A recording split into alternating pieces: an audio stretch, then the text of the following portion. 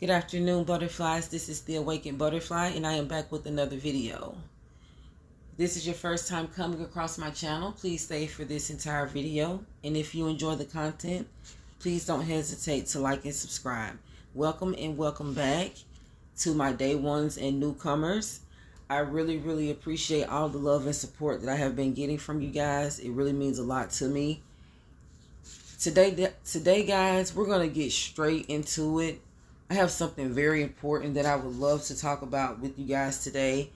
And honestly, I attempted to do this video last weekend, and for some reason my recording messed up, so I had to do it all over again. So here we are.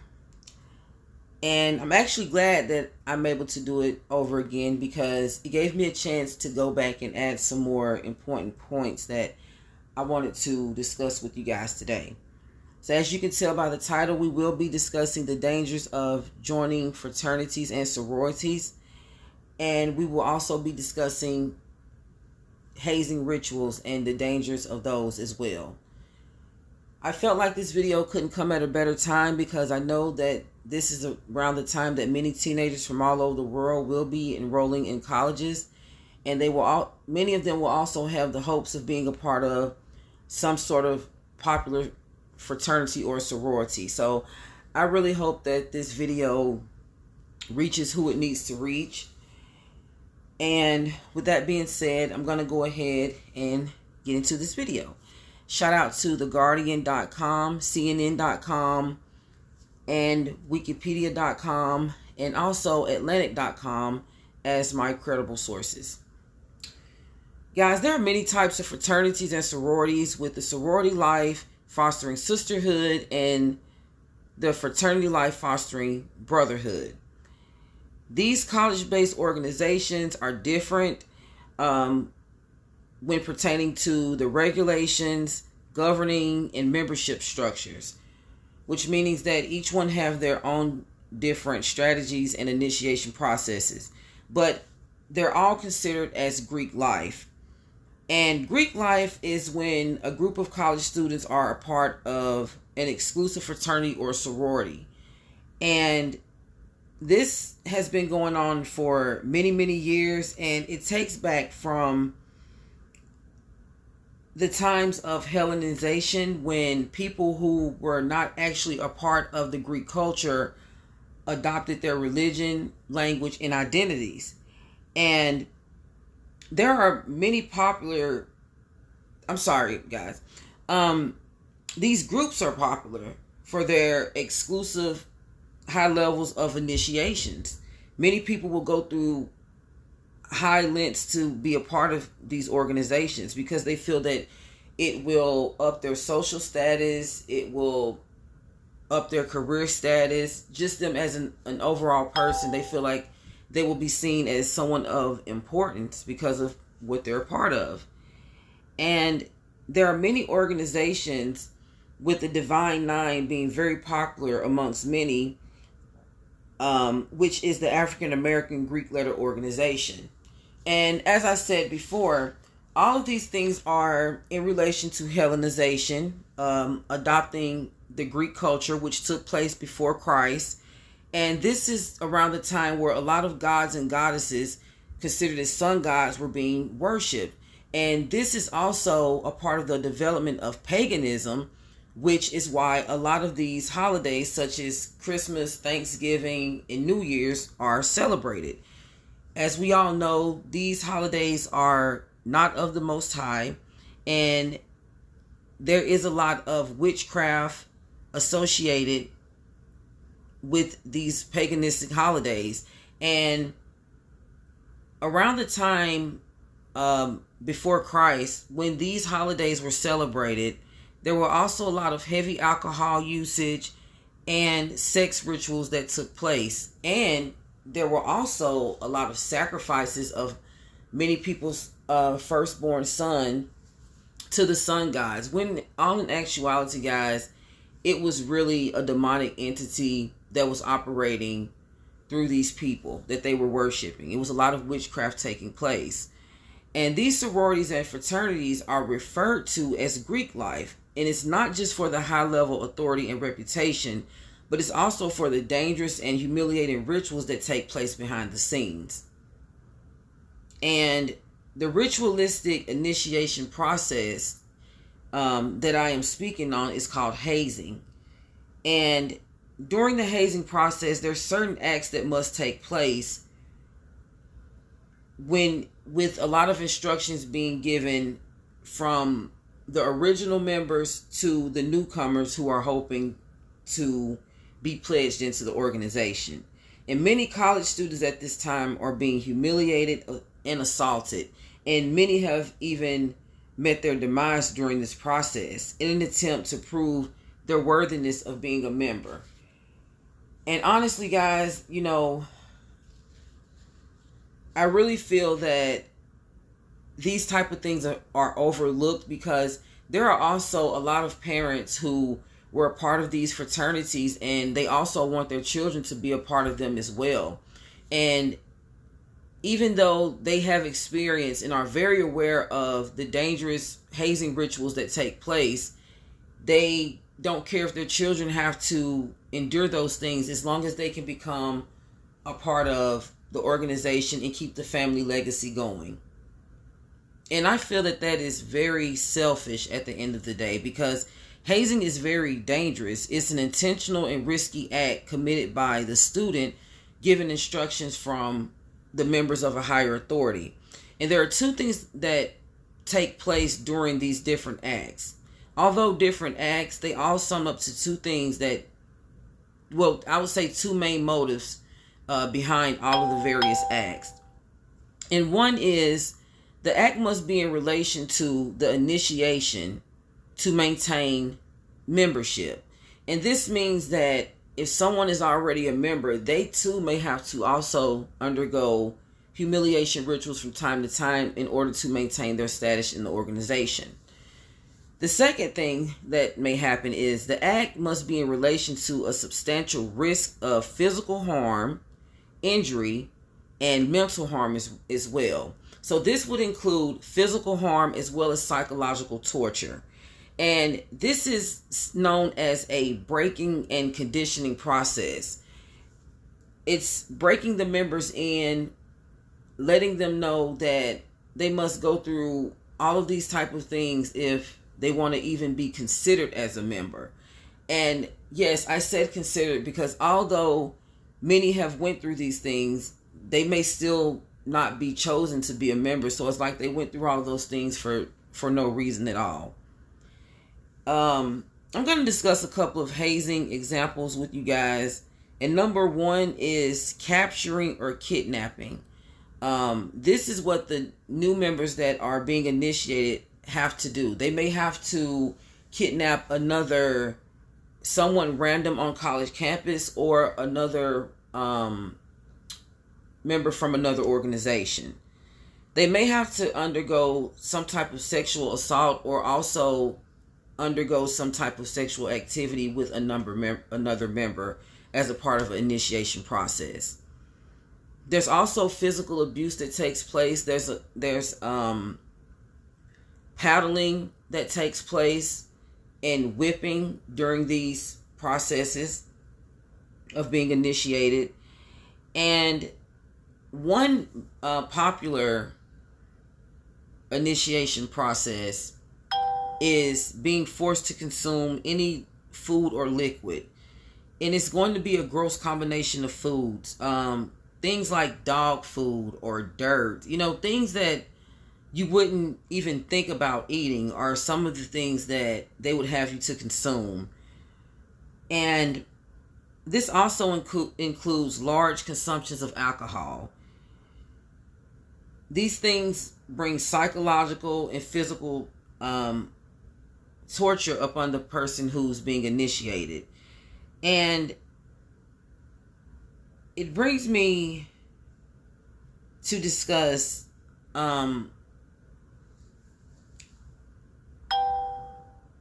situation where a student from Penn State met his demise. 19-year-old Tim Pizzazz. I'm sorry, guys. I don't want to pronounce his last name wrong.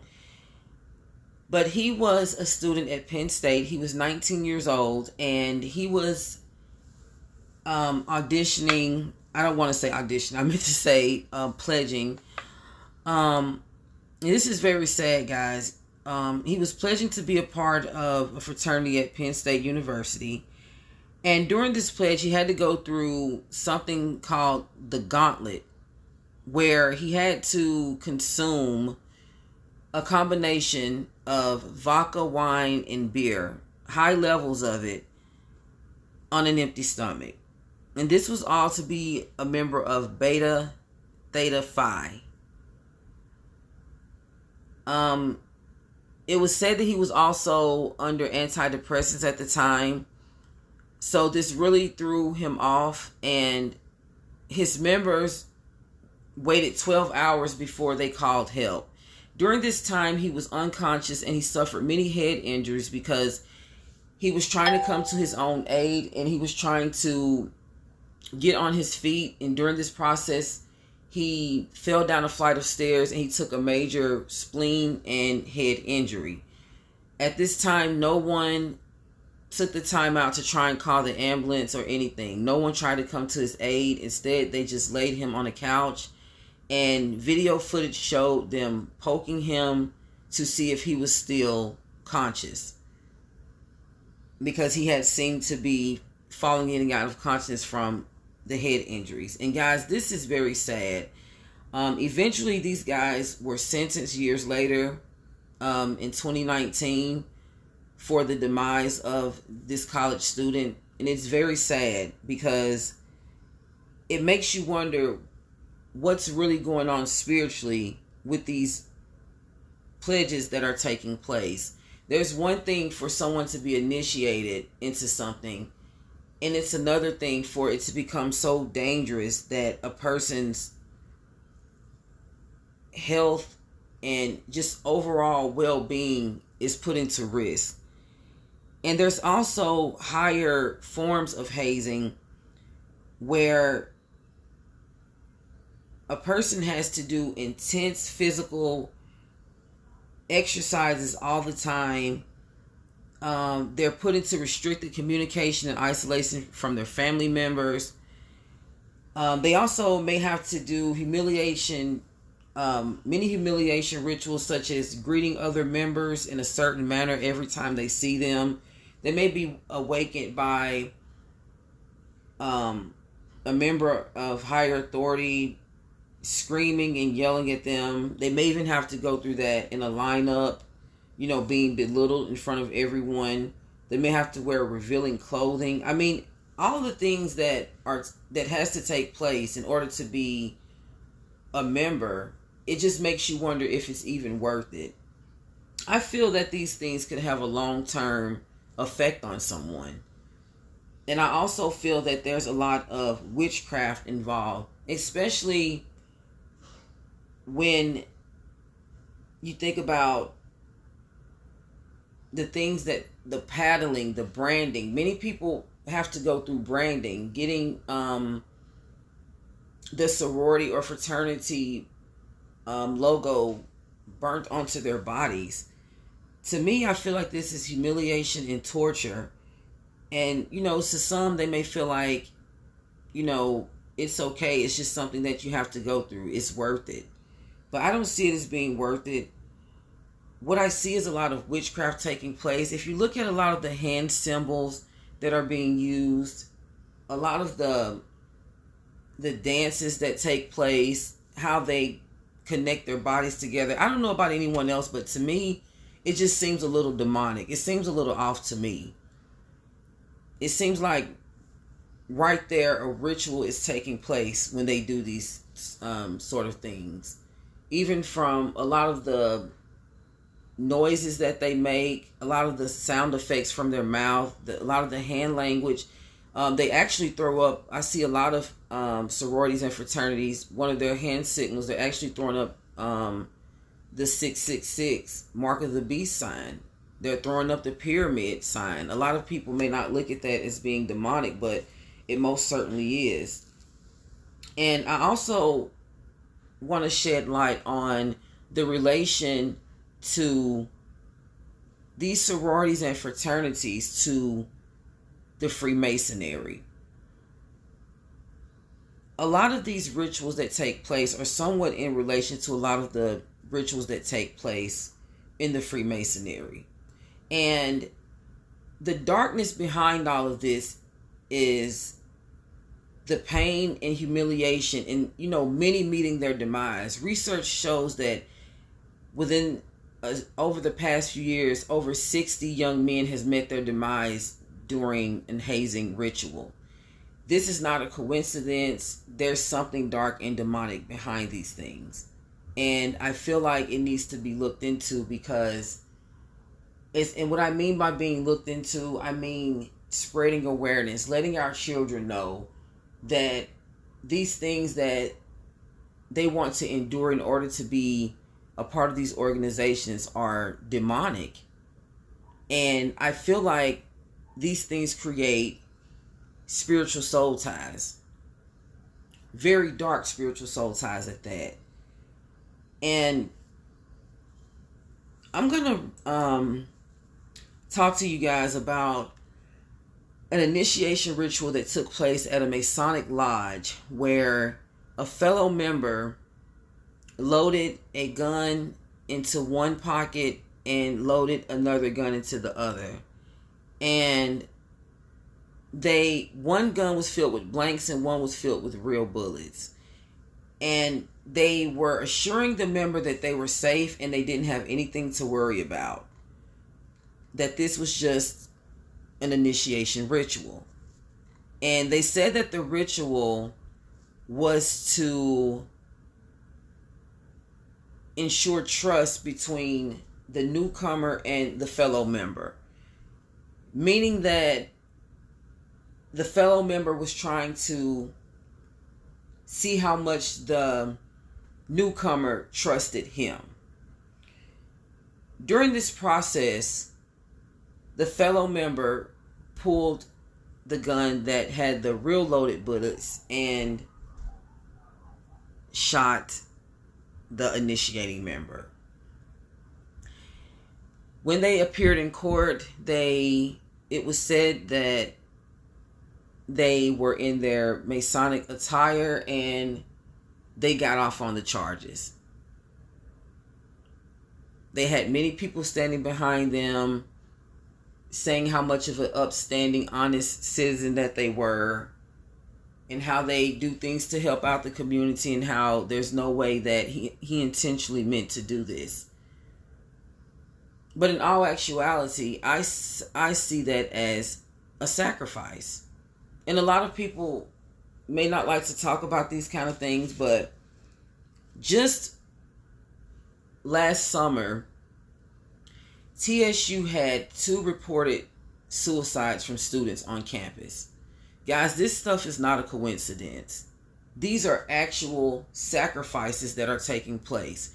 And when a lot of these sororities and fraternities have parties and they have these gatherings where they do their dances, which I call ritualistic. When they do all of these things, there are actual rituals taking place. There's a lot of witchcraft taking place. And a lot of times people come up hurt after these things take place because it's an actual ritual. There's a lot of demonic forces behind these things. There's a lot of people that are meeting their demise in order for another fellow member to move higher up in an organization. I'm pretty sure that there are many Masonic members that were part of a fraternity in, when they were in college, if they did attend. I feel that these fraternities and sororities they're the gateway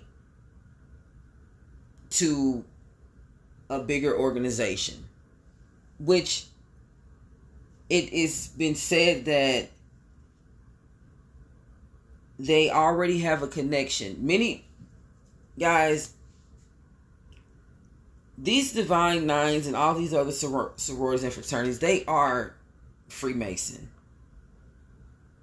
And as with them, as in relation to Masons, they appear to look like you know, a group of people who are honest citizens who serve and honor their community. As with these college students, they do fundraisers. You know, they seem to be nice students that serve and honor their school and their organization as well as their community. But behind closed doors, there's so many dark things that has to take place in order for them to be the face of these organizations and to stand behind the good name that they seem to have. And I just want everyone to think about this, because if you know anyone, if you have a child that's looking to attend college this year, this summer, and they want to be a part of these organizations, or if you know someone in your family that's older, you know, that's been in these organizations for years, and you're going through a lot of gang stalking or a lot of spiritual warfare over the years, and you never knew where it came from. Some of these things are the reason. Some of the things are not what we're always going through. It's what our family's going through, what they're a part of as well. It can affect us also, because the spirits that are attached to these organizations, they don't discriminate against who they're going to attack. Whoever's attached to the person that's a part of the organization, anyone is at risk. Anyone who is attached to that person is at risk. So even if you have a child that's interested, you know, this may be the time to talk to them. And even if you were a part of it and you want to keep the legacy going, this may be something for you to think about as well.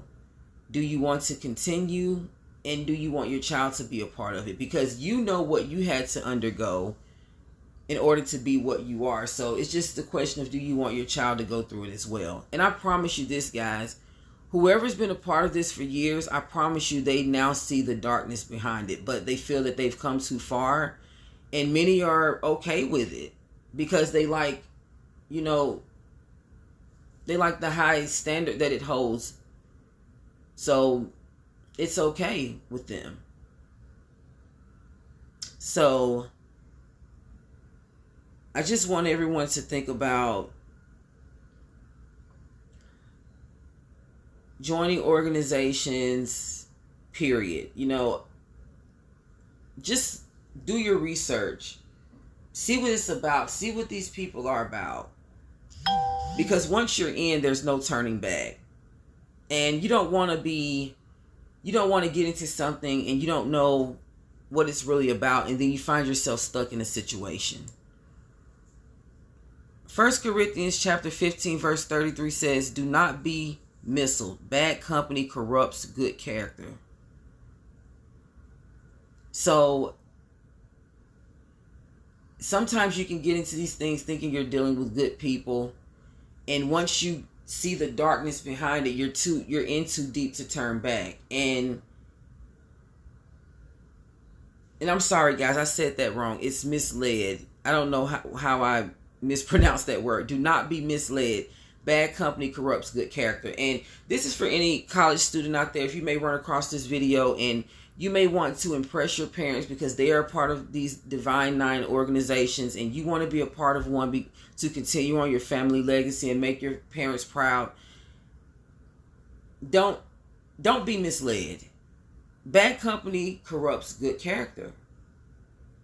Because once you become a part of it, you too are now considered that bad company. Because you too now have went through everything that they've went through in order to be just that. So stand on your own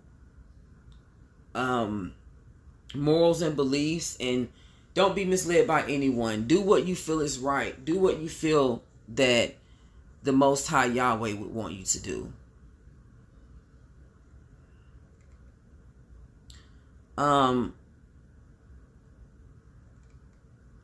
That's all for now, guys. I really just wanted to come and talk to you guys about this video. Stay tuned to the channel, guys. I have a lot of more great content coming. Stay safe out there. Make sure you continue to take care of yourselves mentally, physically, and spiritually. I love you guys so, so much. Thank you so much for the support and love. It means a lot. It keeps me motivated to keep pushing content for you guys. I really appreciate it. Share this video if you don't care. Give it a thumbs up. And subscribe to the channel if you haven't already. Until the next video, peace and love.